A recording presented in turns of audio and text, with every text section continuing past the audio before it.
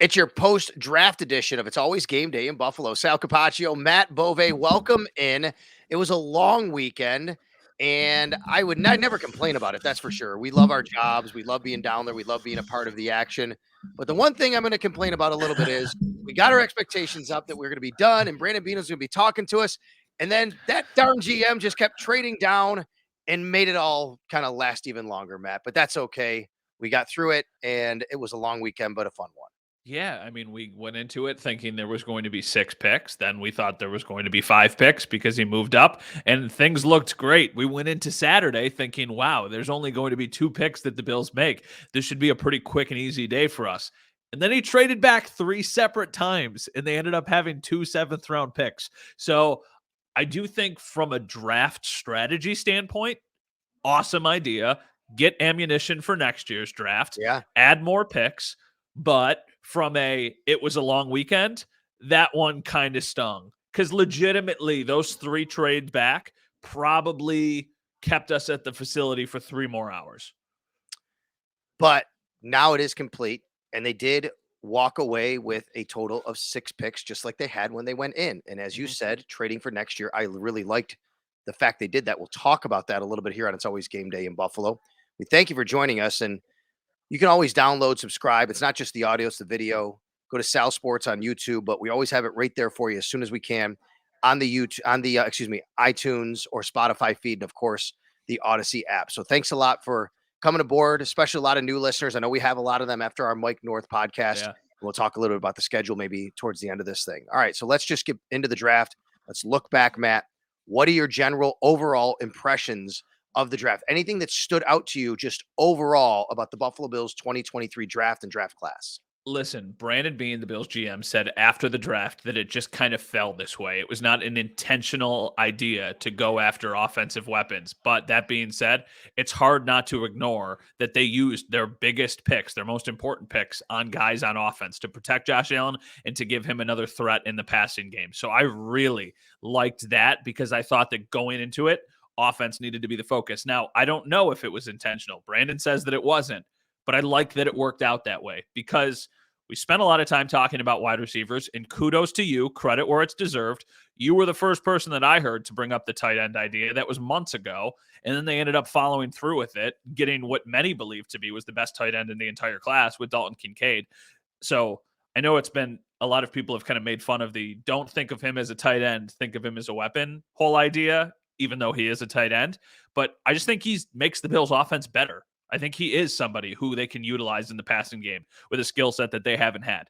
And Osiris Torrance, what a luxury pick to be able to take a guy who you don't need to immediately have come step in right away. But if he wins a job, then that means there's probably a really good competition happening in training camp.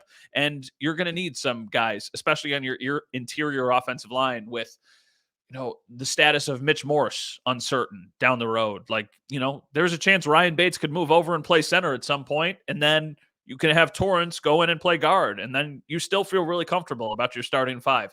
So I just really liked the focus on the offensive side of the ball. Yeah, that was one takeaway from me as well. We'll get into those specific picks as well, but I think the general theme of this has been what it's been all offseason. So, Matt, let's take a look at this offseason. It's pretty wild, actually, when you think about it.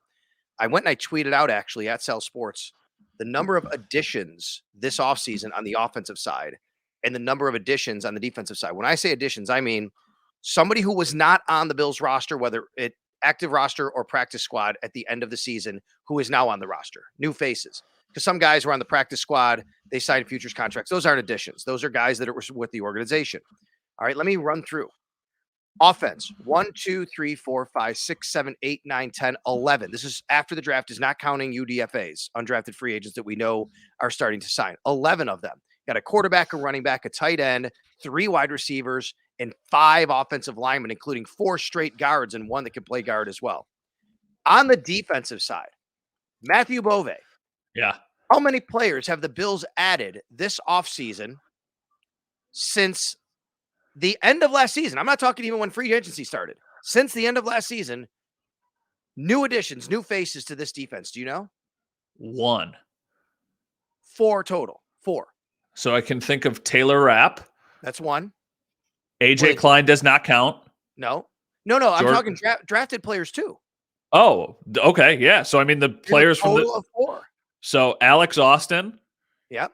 uh, The guy they Williams right? from this And then weekend. the other one was a Exactly. guy named Zane Anderson they signed right after the season who was on the Chiefs practice squad. Didn't get a futures deal. That was it. He So, wasn't even in free agency, didn't get that far. So the point I'm making is this. You're right. Counting draft picks, 11 new additions on the offensive side, yeah. 4 new additions on the defensive side. This has been a theme all offseason to bring in more offense, to protect Josh Allen, to give him more weapons. And the Bills told us this. If you listen closely, they told us this. They talked a lot about those specific areas and wanting to make sure they improve. If you go back to the combine, you go back to free agency, all these press conferences, places we talked to Brandon Beane, we talked to Sean McDermott. Sean McDermott even said at one point, Josh was maybe getting a little bit too much pressure up the middle, had to release the ball a little too quick. They have to get guys that can, be open for him and available to him then. They have to protect him a little more. He's taking too many hits. They don't want him to take so many hits. They talked about this, and here we are, 11 offensive additions. Only 4 on defense, which is surprising to me, considering they did lose Tremaine. You do have a new play caller. But I'm not surprised at all, thinking back to the things that they said to us back in the offseason, that they have severely and seriously, I should say, attacked the offensive side of the football. Well, I know that sometimes the last game of the year gets overblown because all Right. of your mistakes get magnified, but they scored 10 points in that game against a Bengals defense. That's good, but certainly not like one of the best defensive units in the NFL. And it was kind of a slow burn. It felt like, I don't want to say the wheels fell off, but it never really felt like after the beginning of the season, the offense was clicking to the level it was against the Rams and against the Titans. Then you go to Miami and you lose a game. Then you go to the Ravens and you squeak out a game. You squeak out a win against the Chiefs, even though you didn't have an unbelievable day offensively. Yeah, there was the Steelers game mixed in there where they had the offensive explosion. But I specifically remember sitting there in Detroit for the Browns game, and the Bills fell behind in that game. And you're watching the offense, and you're just like, man, these guys just don't look right. Like, they don't look like they're in sync. They don't look like they can continuously be the threat that they were in years past. And I even remember having the conversation, what is Dorsey's outlook? Like, would they fire him halfway through his first season on the job? Obviously, that didn't happen. But then the next week, we went back to Detroit again, and the offense kind of sucked again in that Thanksgiving game until the absolute end of the game when Josh threw that dart to Stephon Diggs and they went on the last second kick. And then that kind of continued for a while. There were some good games mixed in. I think part of that was also the Josh Allen injury, but it felt like the offense got stale. It got predictable, and they needed to inject talent on the line and at their playmaking positions. And that's what they've made an effort to do. Now, none of them have been massive splashes, but that's just the reality of the situation because they didn't have a ton of money to go out there and spend. If this team had more money, I think they would have added Odell Beckham. I think they would have tried to get DeAndre Hopkins or would be more actively pursuing DeAndre Hopkins, but they don't. So then they went with guys like Deontay Hardy and Trent Sherfield and using a first-round pick on Dalton Kincaid because those are the things that they can afford. And I think this is going to be a process. I think we saw it this year, but I also don't think this is going to be like the one-year outlier and they're just going to put a Band-Aid on it and say, okay, the offense is fixed. I think this is going to be an effort moving forward because they know their best chance of winning is by Josh Allen taking them to the Super Bowl and winning a Super Bowl. So you might as well surround him with as much talent as possible. There was another theme that came out of it for me. I'll get to that in a second. I want to touch on your Dorsey point, which is really interesting because there was no chance they were going to do that halfway through the season, but I get it. I mean, there were a lot of critics, right? I mean, the offense started to sputter a little bit, and Brandon Beane even said that in his post-draft presser, which was, it didn't seem like they were in sync at times, whether it was the line or Josh, or he didn't want to point fingers, right? But he just said they weren't in sync. I think this draft, going back to what I said and what you said as well about the offensive theme, this draft reads to me like Ken Dorsey gave Brandon Beane a shopping list, right? He said, hey, this is what I need. I really want. But I'm going to go even back further. I think Ken Dorsey wanted the tight end piece of it last year. I think that's why they signed O.J. Howard. I think Ken Dorsey wanted to do this type of thing. He wanted to have a bigger type of slot receiver, a guy that could be an outlet in the slot that could run 12 personnel. More than anything, even that, a guy that could run 12 personnel with to put defenses in a bind. I went back, Matt, And look, Ken Dorsey, you're a young guy, Matt. You might not remember this, but Ken Dorsey was the quarterback of maybe the greatest college football team ever, offense at least, until LSU came along just a few years ago. I think I know what you're going to say, but I'm proud of myself, actually. All right. And Ken Dorsey, in 4 years of Miami, he actually left Miami as the winningest college football quarterback ever. But he really was. He was the quarterback of some of the greatest offenses and teams we've ever seen. And he wasn't a great college quarterback. He was a really good one. But what made him a great quarterback, what made him a winning quarterback was he utilized all of those offensive weapons. And in the 4 years he was the quarterback at the University of Miami, his tight end was his leading receiver, third in receptions, second in receptions, and first twice, including Jeremy Shockey, Bubba Franks, and Kellen Winslow Jr. And then when we talked to him last year when he got the job, I said, what did you learn about being the quarterback of those teams with those weapons? And he said, I learned to give the ball to those weapons. Find them. It doesn't matter. Just get them the ball in space. You have to utilize those guys. I think Ken Dorsey has always wanted to do this, but now it's on him to make it work. But to me, this reads like a shopping list he gave to Brandon Beane. All right, let's start with the Dalton Kincaid thing and feed off of that, because I feel like the two most common criticisms I have heard of the pick, actually, I'm going to say the three most common criticisms I have heard of the pick are: one, this was not a need. Okay, for me, if that's your opinion, totally respect it. Throw that out the window, because they don't care about needs. They're not drafting for their biggest needs. They're drafting for their favorite football players. And I know that sounds cliche, but I genuinely think it's true. Two, Dawson Knox contract. A lot of people have said, why would you draft a tight end after just signing Dawson Knox contract? You can look at that specific point in two ways. One, I wonder if they regret giving the contract that they did when they did it. But at the same time, they love Dawson. Josh loves Dawson. He's still a really good player and can play a very important role on this team. And then the sidebar to that is, hey, now you've got Dawson Knox making a bunch of money, but you also have a second tight end who's going to be very cost controlled for basically the exact same time frame. That's right. So it makes a little bit of sense there. And then the third and final point is the one that I've seen so many times. They don't even use the tight ends they have now. Why would they go out and get somebody else? And the answer to that is they don't use the tight ends now because they might not have the skill set that they're looking for to utilize them, like you said, in what Ken Dorsey is envisioning this offense could ultimately look like. I think there's going to be times when we see both of them on the field at the same time. Yes. I think there's going to be things that they can do to switch things up to really keep defenses on their toes. And I know Dalton Kincaid isn't this great blocker, but he's going to be okay. Like, it's not like he can't block. You're just going to have to be a little bit more creative with it. I love that this forces the Bills to change their identity a little bit. Because like I said, I thought they got stale. And I think that that's an added layer to this. Now it's on the coaching staff. It's kind of like what we talked about with McDermott. Like, listen, you're calling the shots on defense now. It's kind of on you. For the Bills now on offense, you kind of went all in on offense this offseason. Now it's on the players and the coaches. And the coaches are going to be on a hotter seat than the players are. You did a really good job to lay out the whole Dawson Knox piece of it and contracts and throwing the ball to tight ends. I'm going to go back to the need piece real quick, which is, did they need a tight end? I put air quotes here for all those listeners. We're also streaming, right? And we're live. Not live, we're recorded. We're on YouTube. You get a video piece of this. But I'm doing the air quotes thing for those who don't see it. Did they need a tight end? No, they have a tight end. They have a really good tight end. His name is Dawson Knox.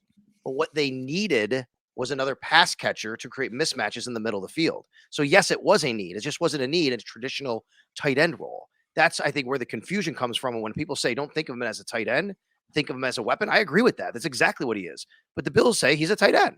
But they're going to go, they call it 11 and a half personnel because he's not quite the blocker. And to be honest with you, I don't think they care about his blocking at this point. They're going to train him to be a blocker. He's going to be better at that as he goes on. He's going to be in their strength and conditioning program. But he is going to be a big slot receiver. That's what he's going to be. I thought it was really interesting when Brandon Beane himself basically said he's Cole Beasley, but in a tight end's body, right? I mean, Cole Beasley is 5'8", 175. This guy is 6'3", 6'4", 240. I mean, think about all the things he can do in the mismatches he can have in the slot. They needed, not a tight end, they needed a guy like that. I wonder, we will never know the answer to this question. Literally, we'll never know.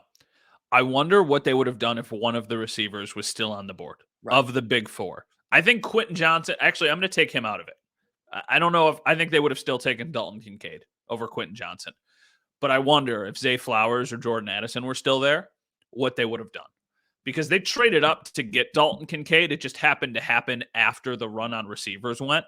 Like, we don't know if they were trying to get up to 21, 22 to get one of those receivers. But I wonder if this was just go into it, we're going to try and take an offensive playmaker and we're going to adjust our identity accordingly. Or if it was, we want a tight end. But based off of all of the things that they said, like Michael Mayer was a guy that we talked about on the podcast a little bit. It does not feel like they were in the business of looking for a player like Michael Mayer. It looked like they were in on somebody who could really be a difference maker offensively. That's not like what they had. Like, Michael Mayer's a really good player and a really good prospect, but he's closer to Dawson Knox than Correct. Dalton Kincaid is to Dawson Knox. He's not. He's a guy who does a lot of things well, nothing great. Dalton Kincaid catches great, and I mean that's what he does. He might be the best pass catcher, not even best pass catching tight end, best pass catcher, including wide receivers in this entire class. And he's going to play this year, which brings me to my other theme about this draft. Matt, what I think about this draft is not just that they attack the offense, but if you think back to the criticism, I think rightfully so, of last year, their rookie class didn't contribute as much as they wanted them to, and as much as they should have, as much as they would have hoped, or whatever. Look at the Chiefs. They win the Super Bowl. They get all these rookie contributions. This has been something people have talked about. I think the Bills said in this draft, we need this rookie class to contribute this year. This is not going to be about the future. This is not going to be about drafting Terrell Bernard in the 3rd round to take over for Tremaine Edmonds. Even though Brandon Beane said we only have 1-year deals on all these defensive tackles, they didn't take one. It's not about the future. This draft to me was about 2 things: offense and getting guys on the field now. He mentioned specifically Justin Shorter and Dorian Williams, how we drafted them because we felt they will get a jersey this year. That is the GM telling you we drafted guys specifically over other guys because they have a better chance to actually be on the field on game day.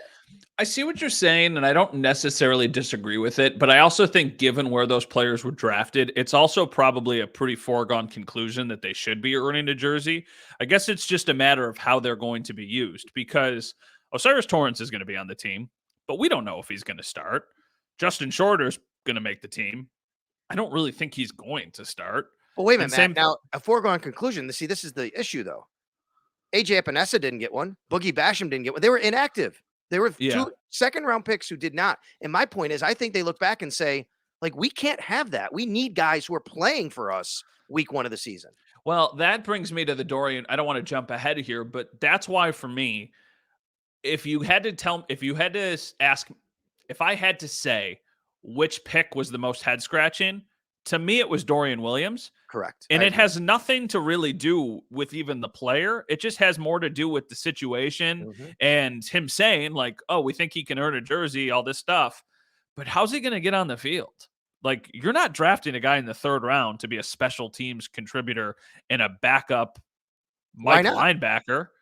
But why not? Why you think a guy in the 3rd round has to be a starter? I don't. I mean, no. The Bills played 73 players last year.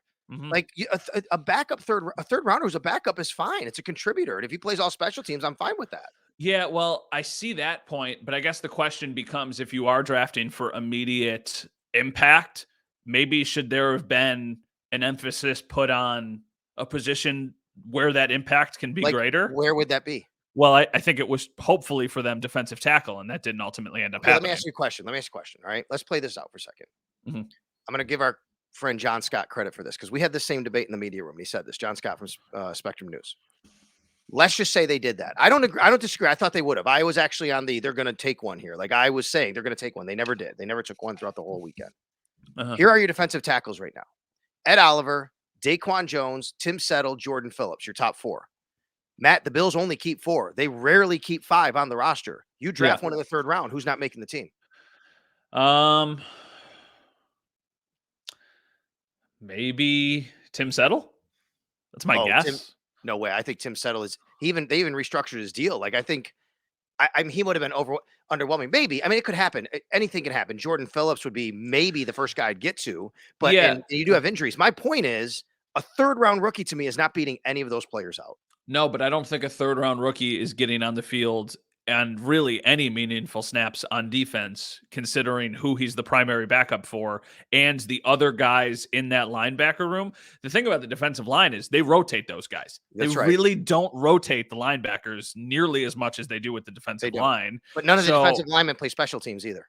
that's a good point. Okay. So it kind of goes both ways. I just don't think that given his size and his skill set, that we're going to see him lined up next to Matt Milano consistently. I think it could happen here or there. I also think back to Terrell Bernard last year, like you used the same asset on that guy, and he's been in your system now. Yep. So now it's the time to showcase him to see what he has. So that just buries you even further down the depth chart. And like Tyrell Dodson's going to get a shot. He's been around forever. Like they're going to give him a shot before they give Dorian Williams a shot, or at least you would think they would. Brandon even kind of said those guys are the leaders in the. I think he said Tyrell. I think he said Tyrell. Here's why I think it's really Yeah. weird to me. Actually, it's kind of funny. After they drafted Williams, he indicated that he's just going to play outside and back up Matt Milano. But on Sunday, when he spoke to us, he circled kind of back. indicated, he kind of indicated that, okay, well, we might give him a shot in the middle. I don't disagree with your overall point. I want to tell you that they kind of just replicated what they did last year. They already have a lot of guys there. In fact, I mean, almost exactly replicated it. Bernard was the 89th pick overall. He's 6'1", 224, and Williams is the 91st pick. He's 6'1", 229. I think the same player, right? But what I'm saying is you still have to have backups in this league. And a third rounder on this team, it's tough for anybody to start. I don't know, I mean, they have a good roster. So if you take a third round linebacker and he winds up being the backup will linebacker on game days and play special teams, I have zero problem with that. Yeah, I guess it all comes down to, though, the same thing with Terrell Bernard, because in my head, I've still always thought of him being the primary backup behind Matt Milano. It would be disappointing if Terrell Bernard doesn't win the mic now, right? Yeah. I mean, I guess after a year of investment in him in the third round, probably. And Tremaine Edmonds leaving. Who would you say right now would be your favorites to start? Really, let's do the entire defense, but start with the linebackers and then the line and the DBs and stuff. The DBs and the D line are a lot easier than the linebackers. Tre'Davious White and Kyrie Elam, I think. I think Kyrie Elam probably steps up to be the first round pick. At least, he'll have that shot, and I think he wins. Yeah. We know it's going to be Hyde and Poyer.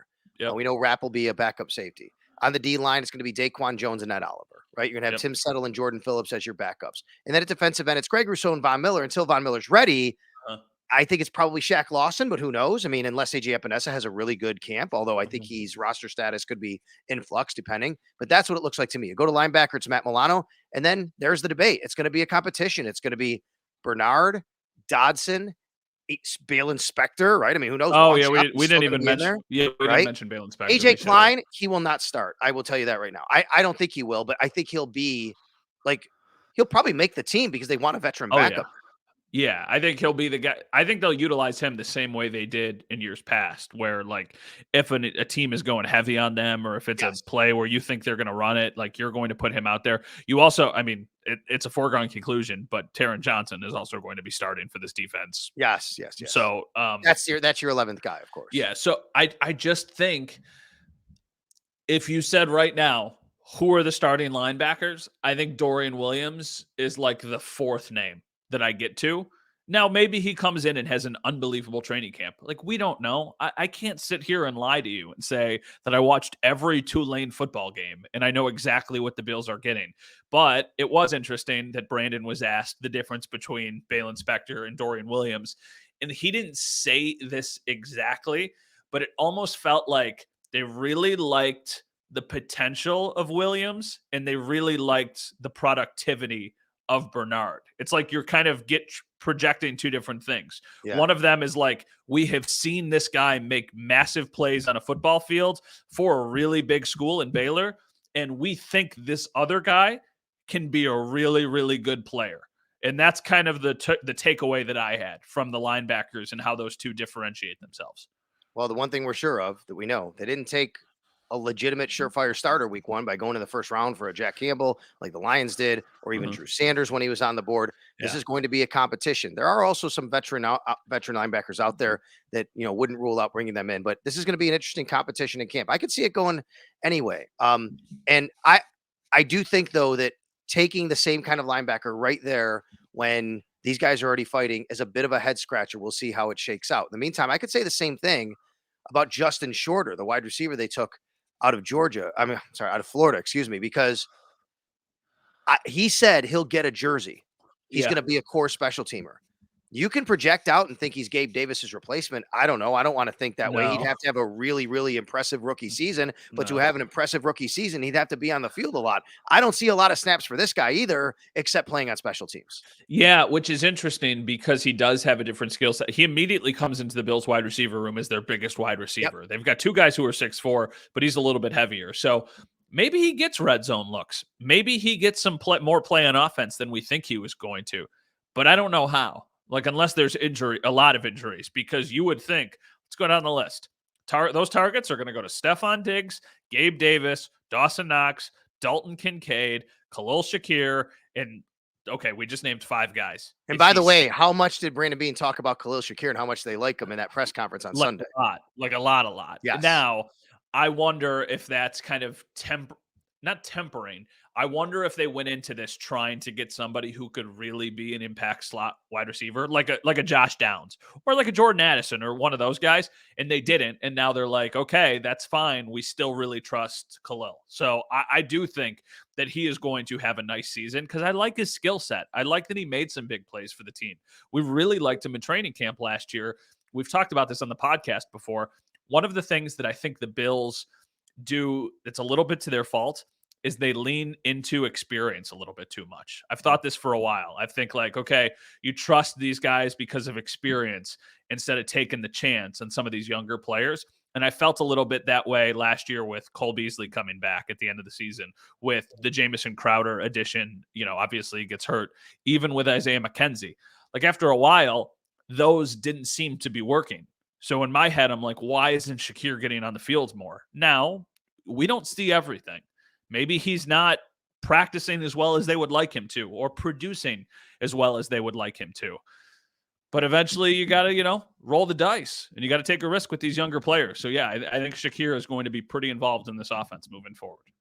Well, they also took 2 guards, and we haven't talked about their second-round pick, Osiris Torrance, but let's lump him in with Nick Broker, the guard they took out of Ole Miss, because they really haven't attacked the interior of the offensive line. As I said, they now signed Connor McGovern, David Edwards, and drafted Osiris Torrance and Nick Broker. They also brought in Kevin Jarvis. Don't expect him necessarily to be a factor, but he also could be, considered a guard as well. Osiris Torrance. Here's the question that I guess I'll just ask you: does he beat out Ryan Bates or Connor McGovern for a starting job?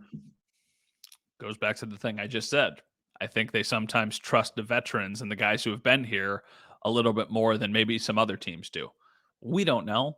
He could come into training camp and he could look like he's an unbelievable player and should be on the starting line immediately, or he could come in and say, this guy's going to need a little bit of time to get to where he's trying to go.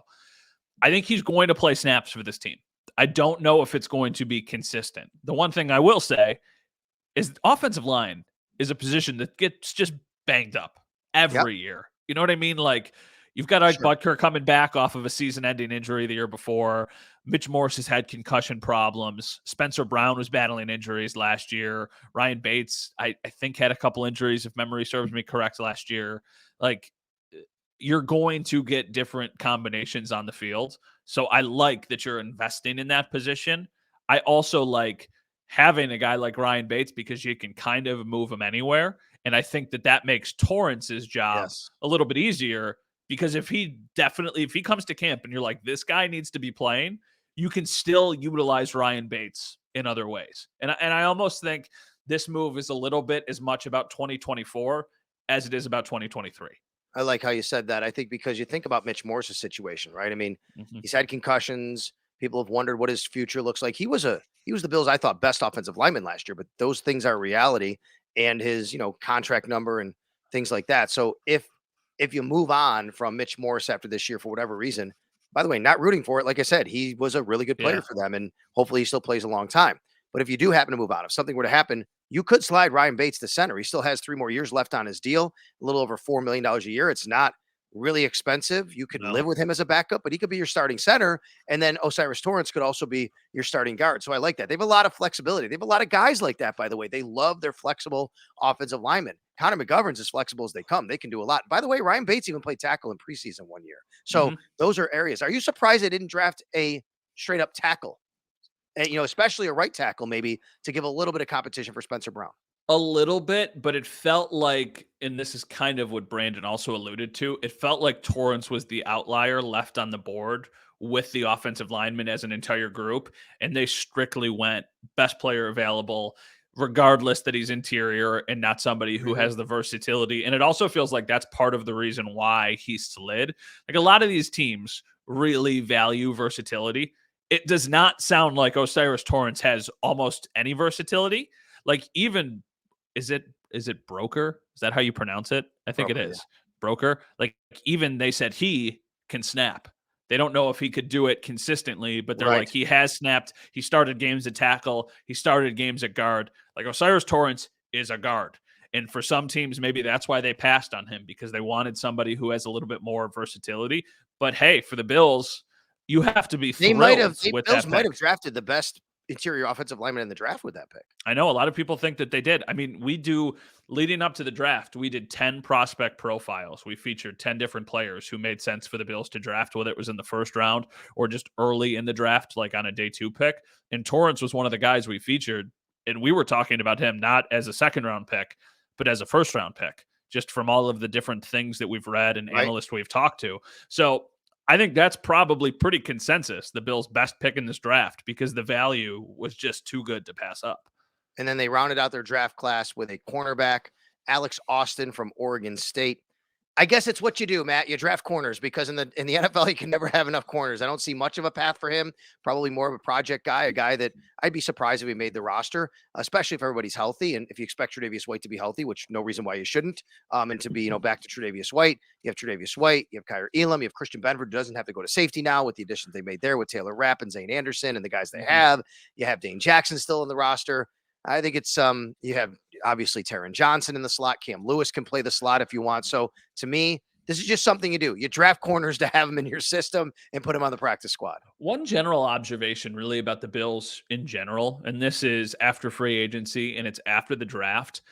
I know there was no massive splash this season. There was no Von Miller addition. There was no like drastic changes to the team, but it feels like there was also an emphasis on just adding important depth almost across the board. Like, if you look at the offensive line depth chart right now, it is substantially better than it was. If you look at the running back depth chart, you lose Singletary, but you probably really like Damian Harris, and now you're going in with Damian Harris, James Cook, and Naheem Hines. Like, you trust those guys. At tight end, you just added a first-round pick, so now it's not just Dawson Knox and a massive drop-off. It's Dawson Knox and a guy who is a first-round pick.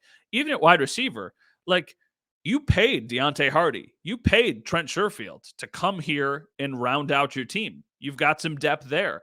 And then defensively, you just mentioned the safeties. The safeties is really notable with Taylor Rapp coming in.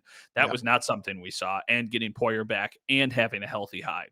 And then with the corners, it's just more depth because they're healthy this year. You know what I mean? Like, I guess the one area where you could say that's not the case is the defensive line, but there's enough people there that you can probably piece things together. All right. Brandon Beane did make a couple of trades. Let's discuss that and get to some of your questions. 10 draft picks next year if the Bills do get their third round compensatory pick, which everybody's expecting. As of right now, they'll have 9 draft picks next year, 1 through 7, plus the 2 sixth, the extra 6 that Brandon Beane traded for in this draft for next year. And they're most likely getting a third round compensatory pick. Matt, I'll put you on the spot 1 year early. All right. You got like 362 days here to try to predict this. Of the 10 draft picks they should have next year, how many draft picks do they actually use in 2024? 1, because they're going to trade all 10 of them to whoever is available to take Marvin Harrison Jr. This is all of the ammunition that they need to move up the board. No, I bet they make 8 picks next year. And they use 2 of the other picks to try and jump up ahead of people or move their way up and down the board. And I like that it gives them flexibility, because I think another reason why some people have been critical of the Dalton Kincaid pick was because they had to give up something to leapfrog Dallas. I've heard people say they panicked. They panicked. Like they could have just sat there and got him. I don't believe that to No, be true. I think Dallas would Dallas have taken him. I think Dallas would have taken him. I think we are. So, I think we have enough info by now to realize that would have been true. well, they used their second round pick on a tight end. Like, what a Yeah. coincidence that was. So, yeah, I think the Bills did what they needed to do to get their playmaker. I think when you have more picks, though, that's a little bit easier of a pill to swallow when you try and, finagle your way and jump up the board a couple times. Like, I mean, think about it next year. You're going to have this extra third round pick from the comp pick. Like, you could go from late in the first round to the high 20s with that extra third round pick. That's just kind of a freebie because you're still going to have your own third round pick. Yeah, I like what he did because of what you just said, the flexibility, but also this is regarded universally next year as a better draft than this year. So you have a better prospect pool to choose from with these extra picks. So I like that Brandon Beane did that. All right, you want to get to some questions? You threw it out earlier on Twitter at Matt_Bove and at Sal Sports. Yeah. All right. So there's a couple good ones here. This one is from Corey. He says, struggling to formulate a question, but I'm interested in any thoughts, indications about Dorsey adapting in the second year with the absence of Frazier. So McDermott focusing on defense, and how different could the Bills look from the last two seasons? I think it's an interesting question because basically he's saying Sean McDermott's going to have his hands full with the defense. So maybe Ken Dorsey is going to have even more control of the offense, which is, I think, maybe scary for people because it's not like the offense was dynamite last year. And I'll go back to what I said earlier. I like that the personnel they have is going to force them to adapt a little bit. I think if you just bring the band back together, you can get a little bit stale. And I think last year, I'm sure there were things that Dorsey tried to do that were unique to Dorsey, but I think there's a lot of pressure and there's also a lot of just reason to try and keep doing what Brian Daboll had so much success doing. Like, Ken Dorsey, this is your second year. Like, I want to see what you want the offense to look like, not what you think is going to always work. I want to see what you think you can do with this offense. So I think that is a valid point, and I'm excited to see that. And I think McDermott and Dorsey are kind of in the same bucket here for this very reason, which is the pressure's on Dorsey to kind of use these weapons that, like I said, I think he's wanted this. I think he got what he wanted this year. To me, that's the way it reads. And Sean McDermott put the pressure on himself to now be the defensive play caller, right? Which is, hey, I'm going to do this. I'm excited to see that actually, which is, hey, you had a chance to get another defensive coordinator, to get a play caller. You're doing it yourself because you're saying, put this on me. Well, I think Ken Dorsey's saying, put this on me. Sean McDermott's saying, put this on me. Let's see how it works out. And I think we are going to see a philosophical change on both sides of the ball, a little bit at least, not maybe major, but enough to be noticeable. Like we said, with the Kincaid pick and the 12 personnel on offense. And then I think maybe we'll see how they use maybe more 3 safety looks and things like that on defense. Yeah, I'm interested to see that. All right, this question. Any bigger name post-draft UFAs you think are likely? And they specifically mentioned Ford, Ngakoue. Anybody who you think makes sense? And I conveniently have in front of me a list of a lot of the big names, if you want me to read some Okay, of them well, off. here's what I'll ask you because you have the list in front of you. I would say defensive end. That's where you find I most of agree. your good name veteran players that I think they could be in the market for after the deadline to sign players that affect the comp pick formula, which whatever date that is, I don't remember. It's mid-May, I think. What are the names there? Because I think that's the position. All right, so I'll tell you the top 3 that jump out to me. Jadeveon Clark, and like he mentioned, Yannick Ngakoue. Poona Ford is also on the list, but he's a defensive tackle. But I think if you can get any of those 3 players here to say, listen, we really lean into a rotation. Von Miller is going to be eased back into things. Whether he's ready right or not remains to be seen. Come be our starter with Greg Rousseau. And then when Von comes back, then you're going to rotate with him and you're going to rotate with Rousseau. And of the 3 names that are there, I don't know. I guess it would all come down to money. Like, I don't know what Frank Clark wants or Ngakoue wants or what Clowney wants, but any of them would be a smart addition. Because you don't know when Von Miller's going to be ready. Now, if they had intel that said Von Miller's going to be totally ready week 1, I don't think it's as pressing. But if you think Von Miller, especially if you think, hey, we're going to have to keep the load lightly on him, lighten his load for the first, 6, 7, 8, 10, 17 games before the playoffs, I think that becomes much more of a real possibility. All right, so here's another question. Thoughts on if the Bills will sign a veteran linebacker or just roll with the options that they have? I think until any of these guys, until the group gives them a reason to sign one, well, they already did. They signed AJ Klein. That's the guy. They Mhm. signed a veteran linebacker. They signed AJ Klein. To me, they're set unless one of these guys, none of these guys steps up. I guess that's the way I'll say it. And they say, we got to go get somebody. All right, and then this one is from Jay. Could Spencer Brown benefit from the Osiris Torrance pick? And do you think this was considered with the pick, given Beane's affinity for Brown? What do you think? I don't know what that means. I think How he's would he basic. how would he be benefited just by having a better player next to him? Yeah, I think maybe taking less of a workload just because you could potentially have a better interior I don't think that presence. matters at all. I don't think it has anything to do with it, to be quite honest. Sorry, whoever asked that question. I don't think taking Osiris Torrance had anything to do with Spencer Brown. I don't either. I think taking Osiris Torrance was two things. You really liked the player, and you really liked the potential for the Mhm. player down the road. And I agree. I don't really think it has anything to do with Spencer Ford. I will say this though. Spencer Brown. Spencer Brown, sorry, Spencer. Yeah. I will say this though. I think it's a little bit easier to scheme help for tackles than it is for interior pressure. Mhm. And I think that was an area where they really got beat kind of all over the offensive line last year. But especially with Roger Saffold, like Yes. really inconsistently. Mitch Morse was good, but besides that, Ryan Bates was, I'd say, pretty good, but not unbelievable. So I think they want to kind of shore up the middle of that line, which makes sense given the McGovern signing. And it Mhm. also makes sense given using a second round pick on someone who is strictly a guard. All right, before we head out of here, I got something for you. So you got, I'll say it, zero, zilch, nada. That's A, how many sacks Osiris Torrance allowed in Mhm. college. Also, how many penalties he had last year, which is amazing. Mhm. It's also how many running backs the Bills drafted. Zero. No running backs. They didn't draft one after all this talk. I am not surprised by this, Matt. I didn't think that they were going to be looking for a running back. It wouldn't have surprised me, I guess, if they drafted one late. Never thought they were necessarily in the market for one early. And I'm not shocked they didn't draft one late. They'll find him on the open market in the UDFA class. They always do. And it's not something the Bills value so highly to take in the first round. Or, I mean, they did take James Cook. I understand that. I think that was more for a specialty role. And now he's going to be, it looks like, the lead running back. But you get the point I'm saying. No running backs. Are you surprised at all? No, I'm not shocked. I wouldn't have been shocked though if they did draft a running back, just because I do think you would probably be looking for life after Damian Harris on the 1 year contract of somebody who you could pair with James Cook to kind of be Mhm. the 1B to James Cook if he's the 1A. So I wouldn't have been shocked if they did it. I also wouldn't have like complained if they did it unless it was in the first round.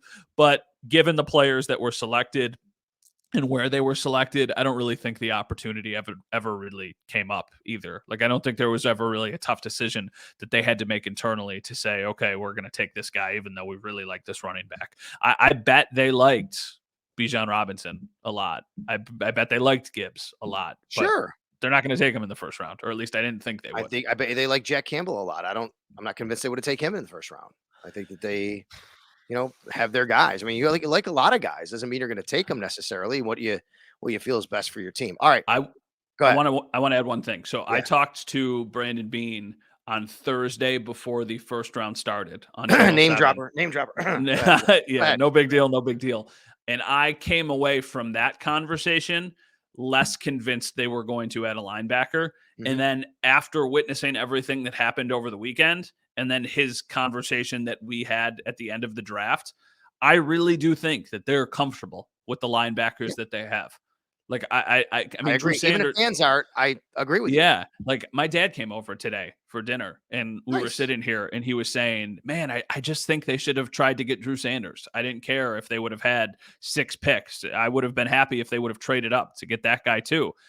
And I'm like, I hear your point, it's valid. Like, we spent a lot of time talking about Drew Sanders and Jack Campbell specifically, but they feel like they didn't need those guys. Because I think if they did, they would have made those moves. So, you know what I mean? Like, I And they think did in draft a linebacker, and that was Dorian yeah, Williams. So in, they in did in add a these guy. in these situations, I feel like you almost just kind of have to trust. You don't have to agree with everything, but you got to trust that they believe in those guys. That doesn't mean you have to love everything they do, though. That doesn't mean you can't be That's critical. right.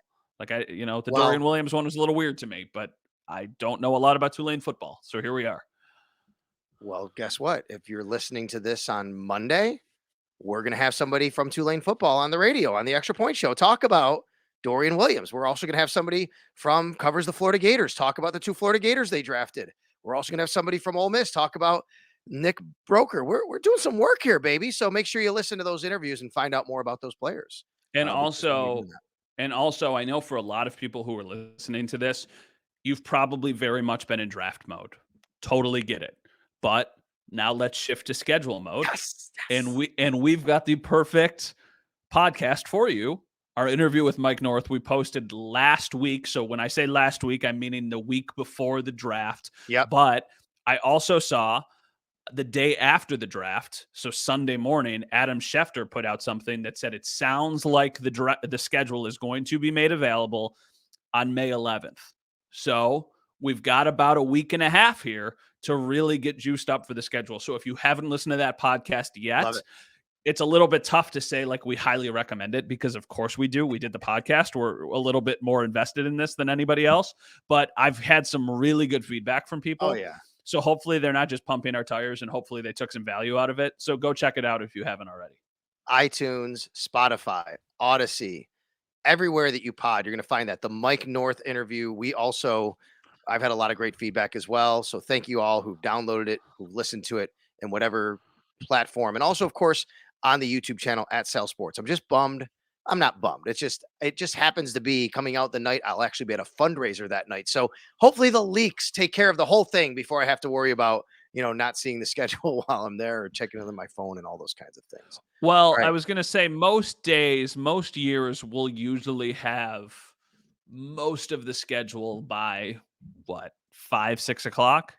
With the leaks that come out and people piecing it together, yes. And we usually get a few primetime games and international games officially announced anyway before that. Yes, indeed. Anything else you want to mention before we put a bow on the draft and the weekend? I just want to say thanks to our great producer, Lucas Buckley, once again. He always does a great job, and he's doing the audio and the video portion for us behind the scenes. So thank you very much, Lucas. Thank you, Lucas. Thank you to Bill's PR for feeding us all Yes. weekend. We Love don't it. take that. We don't take that lightly. I know there's No. a lot of, seriously, I'm not even like exaggerating here. It's really thoughtful of them to take care of us, and we appreciate that. So thank you to them. A lot of media members had to go to the gym on Sunday. I'll just say that. Yeah, indeed. And yeah, that's pretty much it. We were feeling it. Like, hey, man, thank you very much. That's right. They do a really good job of that. I agree with you. All right, Matt, get us out of here, will you? Yeah. Thank you, everybody, for listening to another episode of It's Always Game Day in Buffalo. We will have more for you later on in the week as we get ready for this schedule time. And then it sounds like it's going to be rookie minicamp time a couple weeks down the road into mid-May. And then after that, we've got minicamp and then mandatory minicamp and OTAs and all this stuff. So just when you think things are going to slow down, au contraire, they're going to actually speed up. For Sal Capaccio, everybody, I'm Matt Bove. Like, subscribe, and we'll see you next time.